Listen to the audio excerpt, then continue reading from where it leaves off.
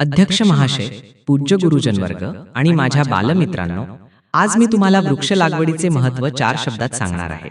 ते तुम्ही शांतपणे ऐकून घ्यावेत ही नम्र विनंती. वृक्ष म्हणजे जीवन, कारण तेच आपल्याला श्वास देतात. झाडे आपल्याला सावली देतात, फळे देतात, त्यांच्यामुळेच पाऊस पडतो. पण दुर्दैवाने आपण झाडांची कत्तल करत आहोत. आपणच झाडे लावली नाहीत तर पाऊस येणार कसा? झाडे वाचवा म्हणजे पृथ्वी वाचेल. प्रत्येकाने दरवर्षी किमान एक तरी झाड लावायला हवं. एक झाड म्हणजे 100 उपकार. एवढे बोलून मी माझे भाषण संपवितो. धन्यवाद.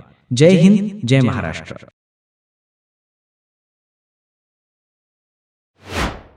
हे भाषण पाठ करण्यासाठी पूर्ण भाषणाचा स्क्रीनशॉट काढून घ्या आणि उमेश उघडे या YouTube चॅनलला सबस्क्राईब करा.